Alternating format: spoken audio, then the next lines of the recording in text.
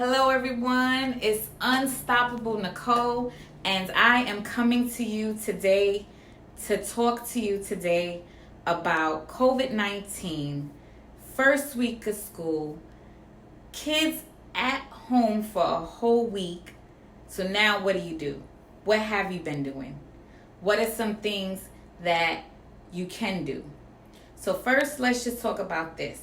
Let's not panic. I know for a lot of single moms, it's already hard for you.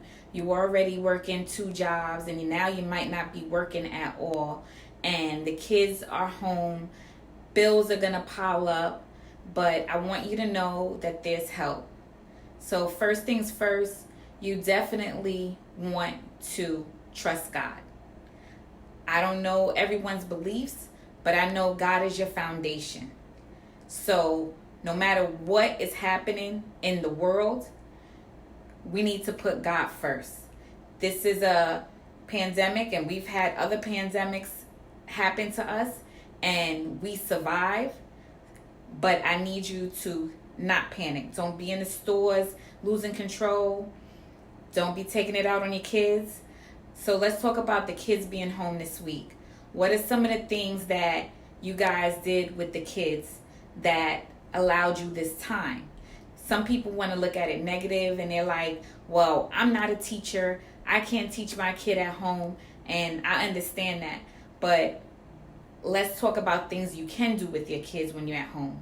You want to make sure that they're still eating their balanced meals. You still want to make sure they're waking up early in the morning, same time as they would for school. You want to keep structure. You don't want to just let them loose and let them do whatever they're doing in the household. So wake up, let them have a good breakfast.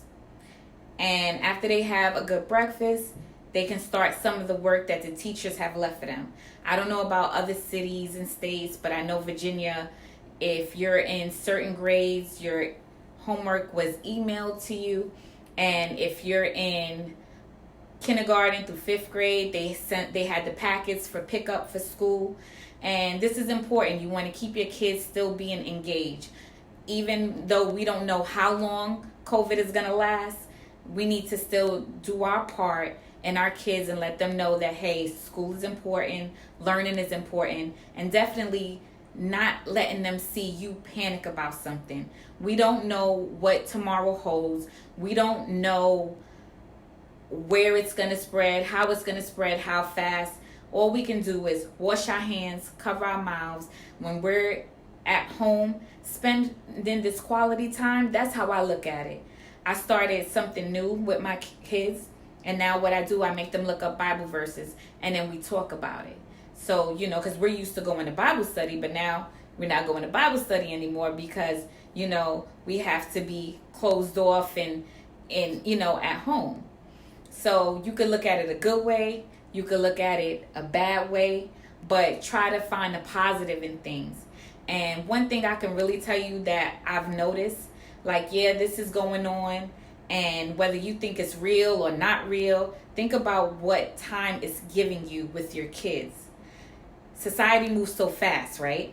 So you're constantly moving fast on the go, right? And sometimes you don't get that family time like you want to, especially single moms, because you're the chauffeur, you're the cook, you're the cleaner, you're the mom. You got to do homework. You got to get the kids where they have to be. You got to go to the doctor's appointments. You have so much going on, and then you have all of the bills on your shoulders, right? So now some of you moms can't even go to work because of COVID.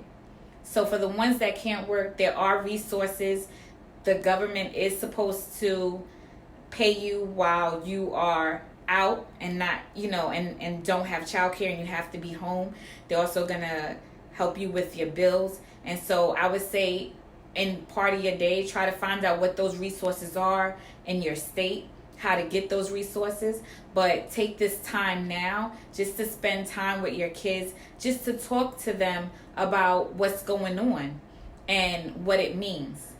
And some things that I tell my kids is that we're covered. We're covered because we're covered by the blood of Jesus. Our foundation is God. We know he got us, but at the same time, we're not going to sit here and just be sad about it. We're not going to sit here and just feel like everything's over, right? Because we can't teach our kids that. We have to teach them perseverance. So we need to say, nope, you're staying on your schedule. Nope, we're going to spend time in the house and doing this and doing that. And if you guys have a yard, maybe y'all can just go out in the yard and get some exercise, and go to the stores only when you have to, but just take advantage of this time together, because families strong together can do a lot. And I think a lot of people are forgetting that with everything going on and how society today goes so fast, and the demands on people and paying bills and keeping a roof over their head, with society demanding so much for us, we don't even have time to rest. And I feel like this time is a time where God has said, no, rest. And I'm not saying God caused COVID-19. What I'm saying is, while it's going on and while we have to be home, let's make the most of it.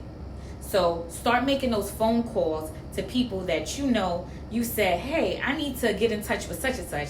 I need to call such and such. You know what? This person's been on my mind and I haven't talked to them in a while.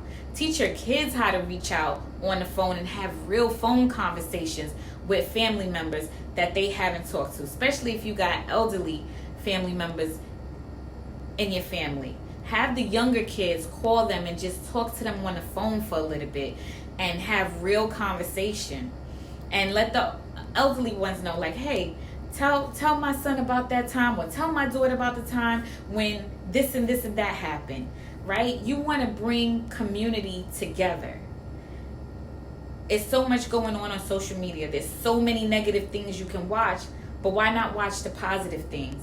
I know a lot of sermons have went online. I know there's a lot of self-help groups that have went online.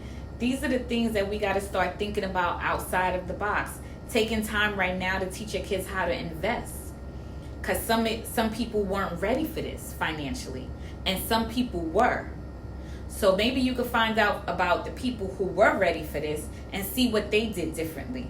So when this happens again, and hear me when I say that, when this happens again, you'll be in a total different financial situation. Because life has happened to many of us all through the years, all through the decades, and we get through it. But it's how we adapt and be able to react and be prepared for the next time is what matters. So, single moms and just moms, period, find your resources, reach out for help. There's help. Different states have different resources. And if you don't know, inbox me. Let's figure it out together for your state. Or if you're here in Virginia, I know that there's people giving out lunch daily for the kids in the neighborhood, right in the neighborhoods. And maybe food isn't an issue for you, but maybe a neighbor or someone else, let your neighbors know, call them. I know when I say call them, you like, I don't have my neighbor's number. And that's some of the things you need to think about. We need to get back to community. When I was growing up in New York City, and even though it was the projects, everybody knew everybody. And of course, we didn't have cell phones back then. Don't be trying to know my age. Don't be trying to know my age. But we didn't have cell phones and stuff back then. But everybody had a house phone, and everybody had everybody's number, and everybody looked out for everybody. And that's what we need to get back to. You can't let fear set in. God didn't give us a spirit of fear. He just didn't. But you have to know whose you are to even start to know what can come against you and what can't touch you, because you covered. So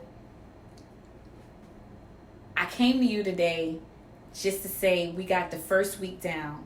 Moms, do not lose your mind. These are your little kids, and they're not used to being cooped up in the house. But there's other solutions. I have a friend that I'm going to drop her link down below, and her name is Rhonda McCafee, and she actually homeschooled all 4 of her kids. And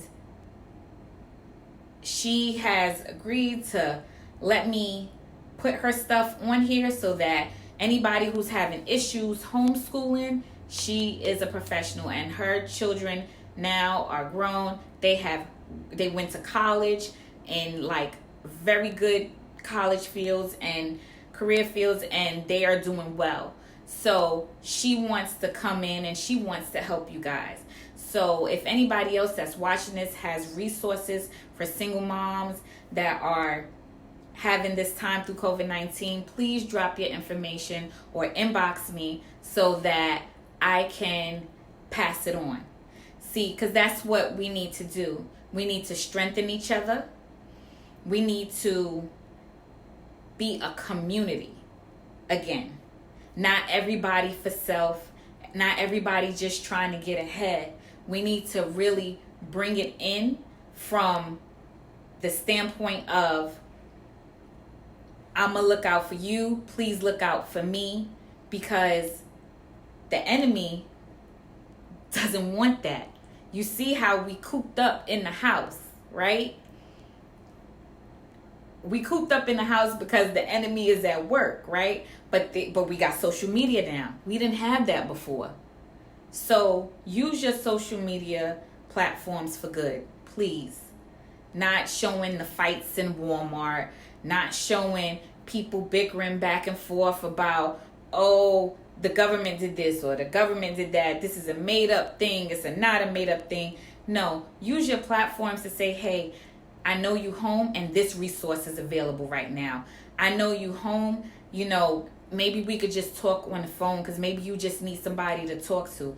Or, hey, I know some good quick meal plans that aren't expensive so that you can feed your kids at this time. Because you got to think, single moms, not every single mom cooks, and you don't want them to spend this time getting fast food or ordering out. You want to actually get some home cooked meals. You want to get some fruits and some vegetables and keep your kids on a time schedule, just like if they were in school. You don't want them staying up all late at night playing games and online on the video games and everything like that.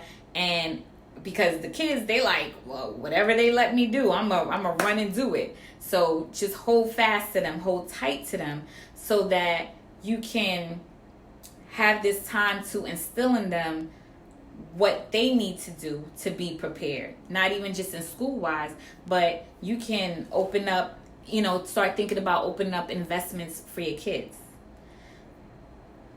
I just want everyone to know that I appreciate you guys. Single moms, I know it's hard, and I know it feel like it's one more thing that just happened. You already had 20 things, and now just one more big thing just happened. But I'm urging you to hold on. I'm urging you to tell you that God sees you. Stay faithful to Him. He has a plan for you. And if you don't know Him, let's try to get to know Him. If you have some questions, you can inbox me. I know my pastor is Pastor Kevin Swan, and I know a bunch of other pastors. Maybe you live in a different city. Maybe you live in a different state. Whatever we need to do. But definitely don't panic. This too shall pass. When? We don't know. But never let the enemy make you have fear over something when you already know Jesus won the battle. So thank you guys. Have a great night. This is Unstoppable Nicole. And leave a comment. And I appreciate all of you guys for hopping on. Be blessed.